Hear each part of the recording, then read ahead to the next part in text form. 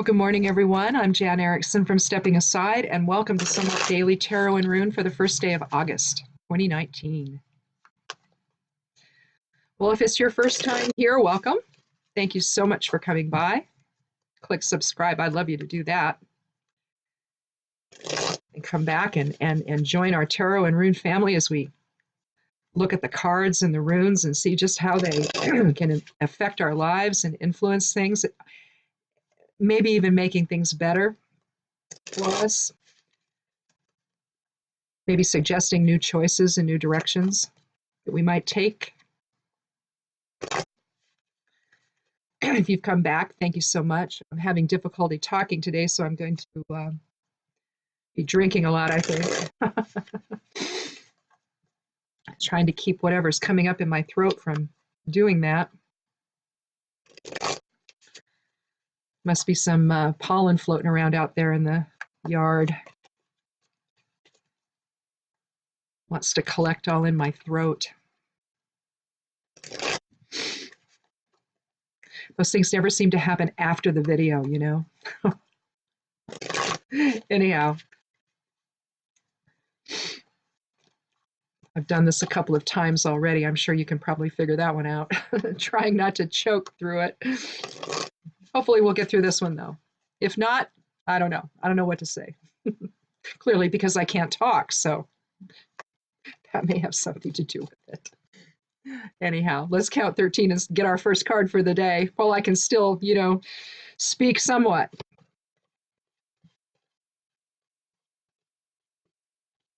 And again, if it's your first time here, I take the 13th card each time instead of laying them out like I do in regular readings. I like things to be pretty random here, so just for the sake of randomness alone, I don't lay them all out. Although I did the day that I got up at 5 in the morning to do this, on the day that Mr. Mueller testified, those I laid out because I was just exhausted and I only had so much time before the hearing started, because it started at 5:30 my time. So I only had a few minutes to do this. So, I just went ahead and did a different routine, and it was really uncomfortable. It just wasn't what I normally do here. So it was weird and I didn't like it. Anyway.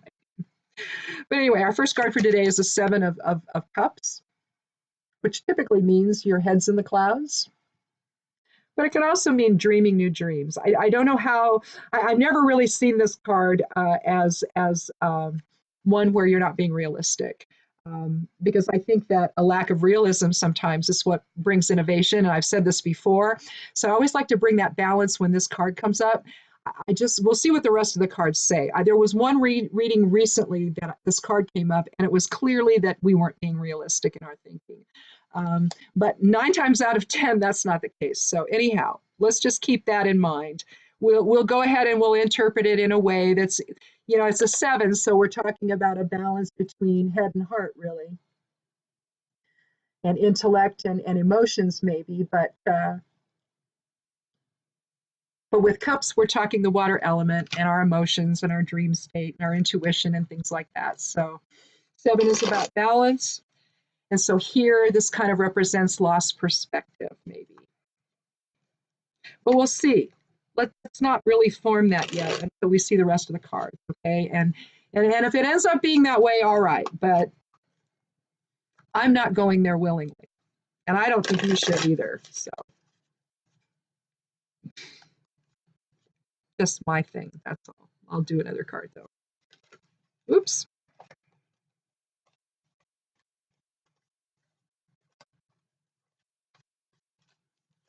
Sometimes they don't like to shuffle very well.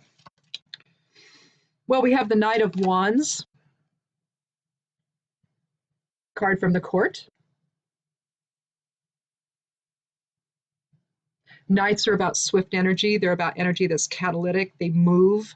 They're always depicted on a horse. In this case, this horse is rearing back. Now, although his visor is up, he may be getting ready to go do battle, but he's not in battle yet. He's got his sword, or not his sword, his wand or his club in his right hand, and he's holding the reins of his steed in his left. So strength with the right hand, projective presence, holding the club or the spear or the staff, and then with the receptive hand holding the reins. So in partnership with the horse, he might be guiding the horse, but the horse has a say-so here as well, as he's rearing back to start his journey. Now, directionality may be a factor here. We don't know. He's looking toward what would be considered the past. His direction is the past, so he could be trying to preserve something that is maybe legacy oriented. Excuse me. Get a drink here.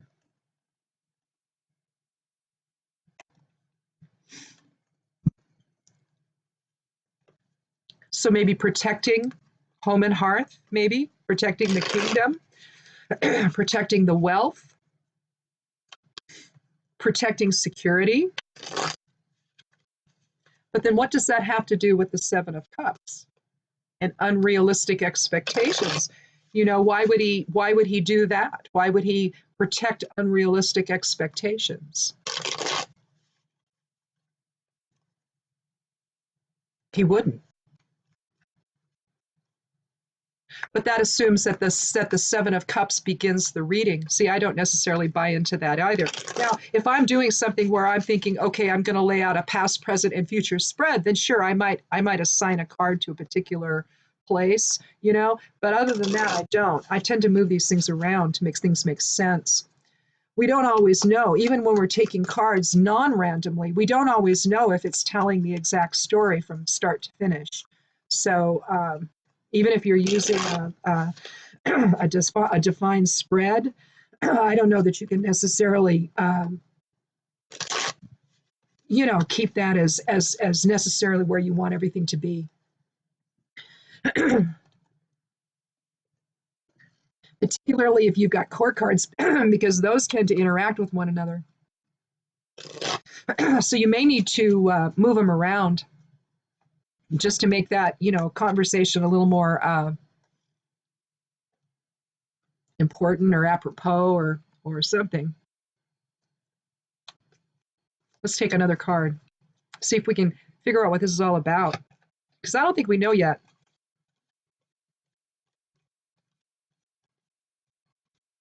If you look at the Knight of Wands in terms of swift energy or swift movement, it could be, I mean, it could have something to do with the Seven, in that maybe some unrealistic expectations are getting ahead of we're getting ahead of ourselves, maybe. I don't know.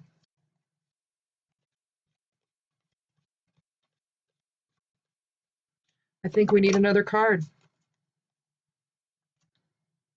Well, we have the Six of Pentacles. So now we've introduced not just the water element, the fire element, but now we're into the earth element. Here we have shared abundance. 6 and 7 is 13. So again, structure, overall numerology. But I think we're going to take a fourth card because I'm still not sure what this has to do with the other cards. Unless we're manifesting some dreams. Oh, there goes a card on the floor. Hang on. That one just fell too. I didn't send that one, I promise. Usually I send them flying, but here we're manifesting maybe some new dreams. And they've come to fruition, and now we've got a bunch of shared abundance. The interesting synchronicity here is the scale that he's holding in the Six of Pentacles. You see that? And if you were to consider that as another pentacle, okay, then there you would have a 7 instead of a 6. It could take the 7th place. But it's about balance and justice and fairness, isn't it? Which is really indicative of the 6. But it's just that there's a little bit of synchronicity because I view the seven as depicted, you know, pictorially as the scales with, you know, three on each side and one in the middle equaling seven, you see, with the four as the resting point. You know, you got three, three, and then the one in the middle. But there you're talking about being unrealistic. And yet, as I said, is it? Are we manifesting new dreams that the night then goes out and manifests, right? And protects, maybe, in terms of fostering shared abundance.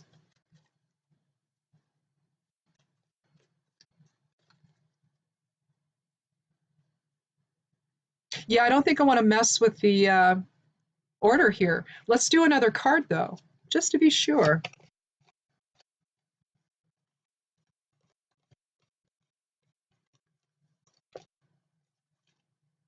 Well, the Ace of Cups. So if we add the ace in there, that's going to make this into 7 and 6 is 13, 14, that's 5, that's change.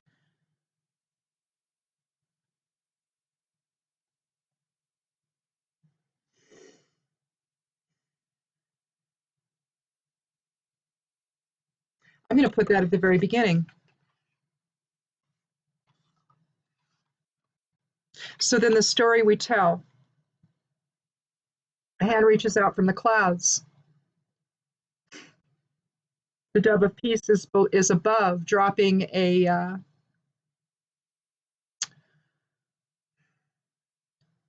disc with a cross on it. We'll just say that into the water of the chalice, and it's overflowing with emotion. Ace of Cups is the beginning of our emotional presence in the world. It's our intuition, it's compassion, it's love, it's joy.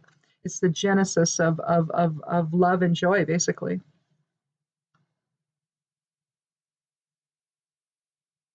Now the cross, and we see this same cross in other cards. You see it on the High Priestess.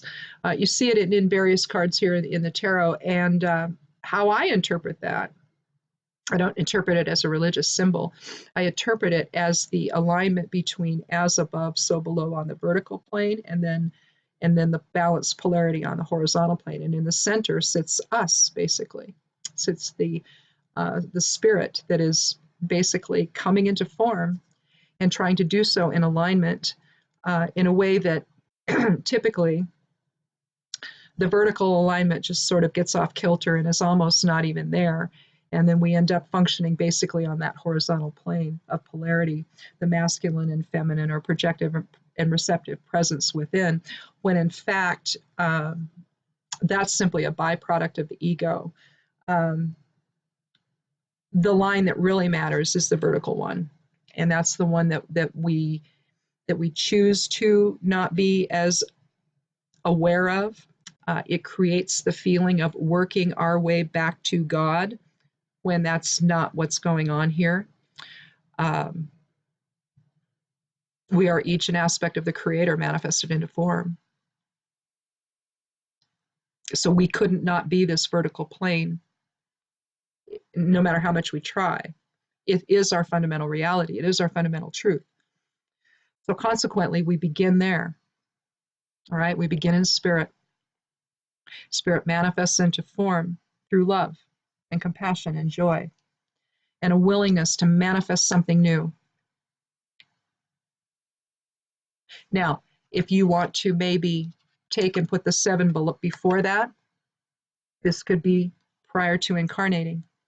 Or if you leave it where it is and you put it after it, these are all of the wondrous possibilities that we have in store for us. Change is contained within all of it, though, isn't it? Because as we manifest our new experiences, changes are happening, aren't they? We couldn't not have change occur in our lives, no matter how much, again, that we try. And then we take the Knight of Wands, and through our will, we manifest and protect our new experiences, don't we?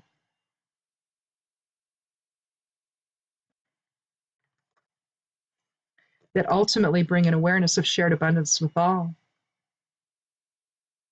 Awareness of that collective consciousness, aware of that collective experience of the Creator manifested into form.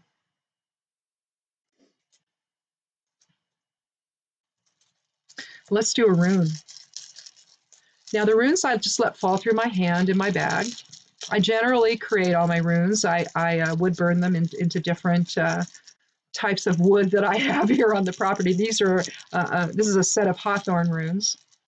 And I will tell you, you know, a hawthorn tree is a fairy tree. It's also a witch tree. It has thorns. You want to be very careful. You want to ask permission, take anything from it. I tend to harvest the flowers, and I harvest mostly the berries, and I use them there. It's a lovely, mild cardiac tonic. It's one of those adaptogenic types of herbs that will do whatever you need it to do. So if your heart's fluttering, it'll slow it down. If it's too slow, it speeds it up. So it's just one of those things that sort of does whatever it needs to do, you know? So my husband and I actually use hawthorn tincture made from our hawthorn trees every day. Keep the circulation moving properly. Well, I can't get one to fall, to stay in my hand. I let them fall through my fingers, and the one that's left is the rune, right? But they all seem to want to leave. Here we go. Well, we have Rido, the 5th rune of the Elder Futhark, aligning with the 5 energy of the reading.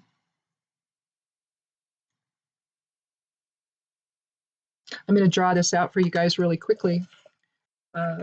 Sometimes runes are comprised of more than, you know, one energy, right? Basically, and Rido's one of them.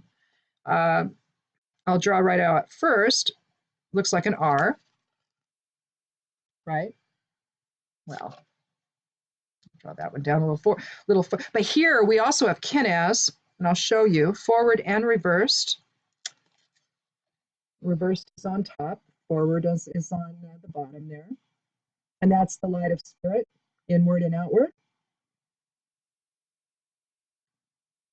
We see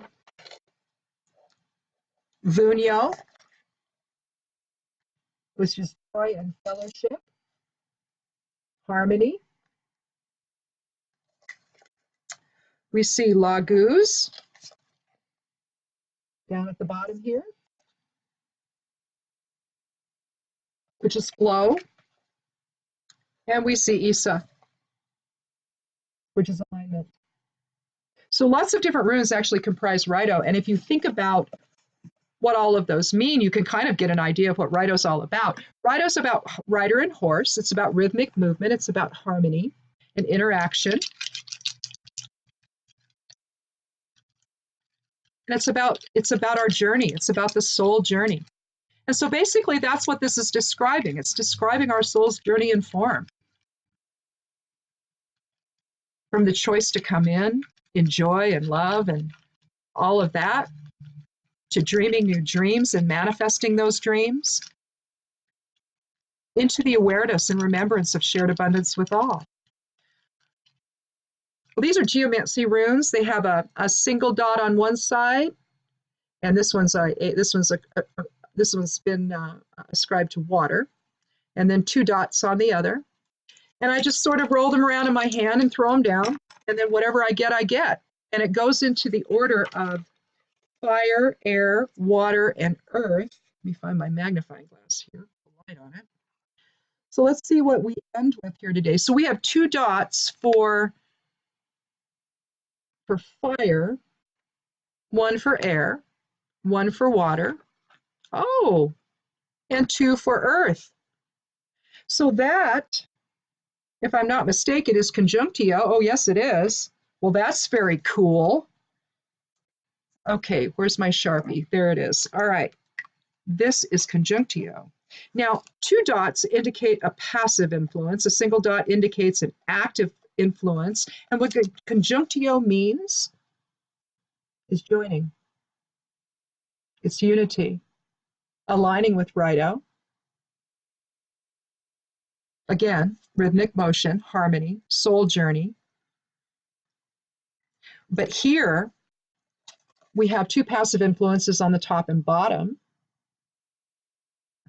But in the center, we come together, don't we? With intentional action, both intellect and both head and heart basically are coming together, are driving that unity. Intellectually, we know that our only way forward is together, correct? Otherwise, we're experiencing all of the isms that we're experiencing these days.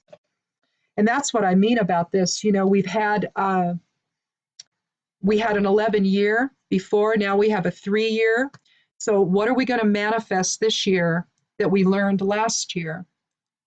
Well, it would seem to me that the isms of life aren't working, that the racism, the ageism, the sexism, all of this, the oppressionism, they're not working. You know, this trying to stay divided from one another is very difficult. It's exhausting.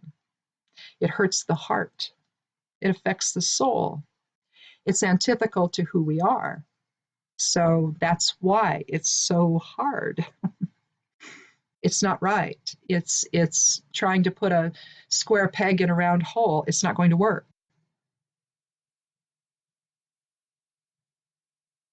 Like when the body decides not to work together in unison, what happens? We get sick, don't we? Well, that's what's happened. The body of humanity isn't working together, and so we got a little sick. But the journey itself is one of intention and one of love. So seeing the other side of self instead of the other is what's key here. The intentional joining of conjunctio. Geomancy is an older divination tool, and it can be, you know, it's basically an earth element type of an energy or energy system. It can involve pendulum work, it can involve ley lines. But geomancy is something that is a much older divination tool. I'm not sure when it started. It could be the 1400s. It could be older than that, though. I think that's when a lot of the writing started about it, but at least that's when Agrippa did. No, that might have been 1300s, 13 or 1400s. I forget. But it's just one of those deals. You can see how it actually works if you go to my blog here today or tomorrow, because I'll do the geomancy one first. We'll just do that one first, and that way that can get up there so you can see what this actually looks like. I'll show you what the shield chart though looks like. Here's one here. This is the one I showed yesterday, and so this is what you're going to be looking at, and we're going to look at them in terms of weekly influences. So this would be week 1, this would be week 2, 3, and 4. And then down here, you've got, you know, the final influences and the outcome. So that's what it's going to look like.